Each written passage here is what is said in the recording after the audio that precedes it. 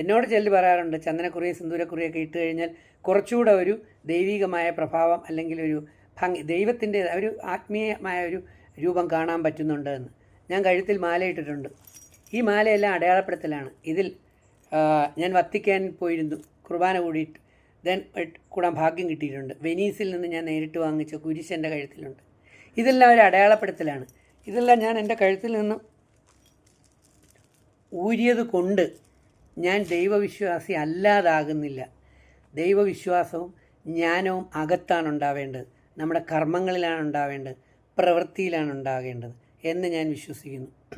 അങ്ങനെ അകത്ത് നമ്മൾ ശുദ്ധീകരിച്ച് നമ്മുടെ ജീവിതത്തിലെ ഓരോ വർഷങ്ങളിലും കൂടുതൽ ഈ 30 ദിവസവും നമ്മൾ ശുദ്ധീകരണ പ്രക്രിയ നടത്തിക്കൊണ്ട് വീണ്ടും ഈ റംസാൻ പീരീഡ് കഴിഞ്ഞാൽ അല്ലെങ്കിൽ 41 നാൾ കഴിഞ്ഞാലും ഈസ്റ്റർ നോമ്പുകൾ കഴിഞ്ഞാലും തുടർന്നുള്ള ദിവസങ്ങൾ നമ്മൾ ശുദ്ധീകരിച്ചുകൊണ്ട് വരും വർഷങ്ങളിൽ ശുദ്ധീകരണ പ്രക്രിയ കൂട്ടി അങ്ങനെ അകം നമ്മൾ മൊത്തത്തിൽ ശുദ്ധീകരിച്ച് കഴിയുമ്പോൾ നമ്മൾ പോലും അറിയാതെ ഈ പ്രപഞ്ചത്തിൽ ഏറ്റവും പരിശുദ്ധമായിട്ടുള്ള ആ ഒരു ശക്തിയിൽ നമ്മൾ ഈ ശരീരത്തിൽ നിന്ന് നമ്മുടെ ശുദ്ധീകരിച്ച് ആത്മാവെന്ന് പറയുന്ന റൂഹ് പുറത്തേക്ക് പോയി കഴിയുമ്പോൾ അത് ആ ശുദ്ധീകരിക്കപ്പെട്ട ആ വലിയ ശക്തിയിലേക്ക് അലിഞ്ഞു ചേരാൻ, ലയിച്ചു ചേരാൻ ഒരു ബുദ്ധിമുട്ടും ഉണ്ടാകില്ല. അതിനെയാണ് നമ്മൾ മോക്ഷം എന്ന് പറയുന്നത്, മുക്തി.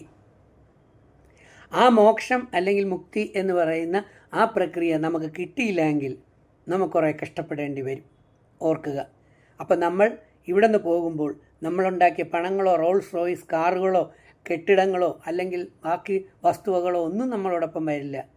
പിന്നെ നമ്മളോടൊപ്പം നമ്മുടെ ആത്മാവിനോടൊപ്പം ആ ശുദ്ധീകരണ സ്ഥലം അല്ലെങ്കിൽ ആ ഒരു പരിശുദ്ധമായ ആ ദൈവത്തിലേക്ക് നമ്മൾ പോകുമ്പോൾ നമ്മുടെ ആത്മാവിനോടൊപ്പം വരുന്ന 2-3 കാര്യങ്ങളുണ്ട്. അതിൽ ഒന്ന് നമ്മൾ ചെയ്ത ദാനം തന്നെയാണ്. ഇന്ന് വരെ കൗൺസിലിംഗ് ഷോകൾ നടത്തിയിട്ടുള്ളതിൽ ഞാൻ പൈസ വാങ്ങിച്ചിട്ടില്ല. ചിലർ തന്നിട്ടുണ്ട്, അത് പലതും സക്കാത്തായിട്ടും ദാനമായും ചെയ്യാൻ കഴിഞ്ഞിട്ടുണ്ട്. സോ ഇന്ന് ചാരിറ്റിക്ക് വേണ്ടിയാണ് ഞാൻ സിനിമയിലേക്ക് ഇറങ്ങിയിരിക്കുന്നത്. ധാരാളം ചാരിറ്റി പ്രവൃത്തികൾ ഞാൻ ചെയ്യുന്നുണ്ട്, കൂടുതൽ ചെയ്യാനുള്ള പരിശ്രമത്തിലാണ്. അതിനാണ് ഞാൻ സിനിമയിലെത്തിയിരിക്കുന്നത്. ദെൻ രണ്ടാമത് നമ്മൾ നേടിയ ജ്ഞാനം. ഈ റംസാൻ നോമ്പ് ഉൾപ്പെടെയുള്ള നോമ്പനുഷ്ഠാനങ്ങൾ വരുമ്പോൾ ഡെയിലി 10 മിനിറ്റ് നേരം നിങ്ങളുടെ വേദഗ്രന്ഥങ്ങൾ അർത്ഥവും ആശയവും മനസ്സിലാക്കി ഒന്ന് വായിക്കാനും ചിന്തിക്കാനും പരിശ്രമിക്കൂ. അങ്ങനെ നിങ്ങളുടെ ആത്മാവിൽ ജ്ഞാനം നിറയട്ടെ. അങ്ങനെ ജ്ഞാനം നിറഞ്ഞ ഒരു ആത്മാവുള്ള ഒരു മനുഷ്യൻ ഒരിക്കലും ഒരു പെൺകുട്ടികളെയോ ആൺകുട്ടികളെയോ ഒരു സ്ത്രീയോ പുരുഷനെയോ പീഡിപ്പിക്കില്ല, ദ്രോഹിക്കില്ല, അന്യരെ സഹായിക്കുക മാത്രമേ ഉള്ളൂ, ആരെയും ദോഷിക്കില്ല. ജ്ഞാനമാണ് നിറയേണ്ടത്. അല്ലാതെ വേദം അറിയാമെന്ന് പറഞ്ഞതുകൊണ്ട് ഒരു ഉപയോഗവുമില്ല. അത് ഭാരം ചോങ്കുന്ന കഴുതയെ പോലെ ഇരിക്കുമെന്ന് പ്രവാചകൻ പറഞ്ഞതുപോലെ ഇരിക്കും. ദെൻ മൂന്നാമത് ആത്മാവിനോടൊപ്പം വരുന്നത് നമ്മുടെ ആത്മാവ് നേടിയെടുത്ത പ്രാർത്ഥന.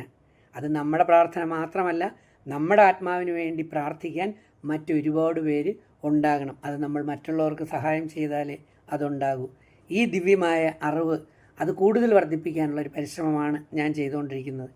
ഞാൻ ഖുറാനും ബൈബിളും ഗീതയും വചനങ്ങൾ ശാസ്ത്രീയമായി പറയാൻ കഴിവെനിക്കുണ്ട്. അത് ദൈവം തന്ന കഴിവാണ്. പക്ഷെ ഇപ്പം ഞാൻ പറയാത്ത കാരണം കുറേ പേർ പരിഹസിക്കാനായിട്ട് വരുന്നു, കുറേ പേർ അപമാനിക്കാനായിട്ട് വരുന്നു, കുറേ പേർ ചതിക്കാനും ദ്രോഹിക്കാനുമായിട്ട് വരുന്നു. ഞാൻ ആർക്കും ഒരു ദ്രോഹം ചെയ്യുന്ന ഒരാളല്ല.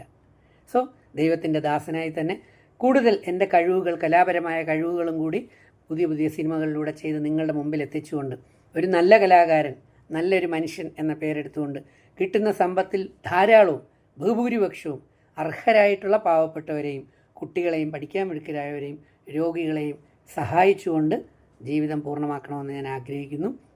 അതുകൊണ്ട് എല്ലാവരും വ്രതമെടുക്കുന്നവർ ആന്തരികമായി ശുദ്ധീകരണം ഏറ്റവും പ്രധാനമായിട്ട് എടുക്കുക. ബാഹ്യ ശുദ്ധീകരണം വേണ്ട എന്നല്ല, ആന്തരികമായ ശുദ്ധീകരണം അത് ഏറ്റവും നന്നായിട്ട് തന്നെ എടുക്കാനായിട്ട് ശ്രമിക്കുക. അപ്പോൾ ഞാൻ എൻ്റെ കഴുത്തിൽ നിന്ന് ഇതിട്ടത് ഒരു അടയാളപ്പെടുത്തലാണ്. ഇത് നമ്മളെ ഓർമ്മപ്പെടുത്തലാണ്.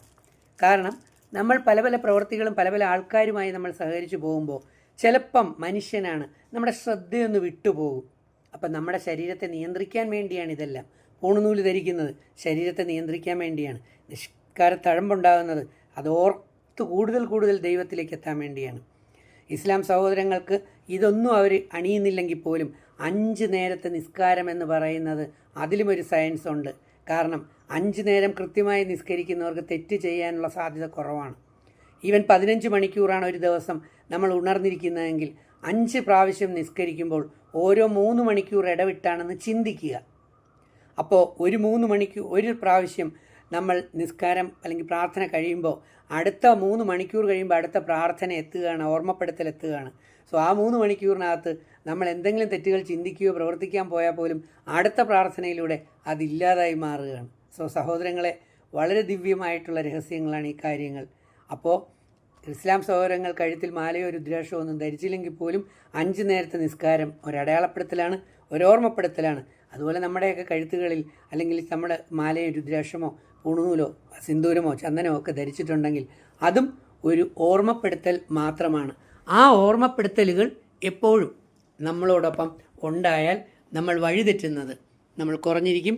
ആ വഴിതെറ്റലുകളിൽ നിന്ന് മാറി നമുക്ക് ഏറ്റവും നല്ല വഴിയിലേക്ക് എത്തിച്ചേരാൻ സർവേശ്വരൻ നമ്മളെ അനുഗ്രഹിക്കും എന്ന സത്യം കൂടി മനസ്സിലാക്കിക്കൊണ്ട് ഞാൻ മാച്ച ആ ഒരു സിന്ദൂരക്കുറി, ഇത് ദൈവത്തിലേക്കാണ് എൻ്റെ യാത്ര എന്ന എൻ്റെ ഓർമ്മപ്പെടുത്തൽ മാത്രം. നിങ്ങൾക്കും പറ്റുമെങ്കിൽ ആകാം. എൻ്റെ ഹൃദയം നിറഞ്ഞ വ്രതശുദ്ധീകരണ നാളുകൾ വിജയിപ്പിക്കാനുള്ള ആശംസകൾ ഞാൻ നേരുന്നു. I love you all. Thank you. പരിഹസിക്കുന്നവർക്ക് പരിഹസിക്കാം, അപമാനിക്കുന്നവർക്ക് അപമാനിക്കാം, സ്നേഹിക്കുന്നവർക്ക് സ്നേഹിക്കാം. Thank you.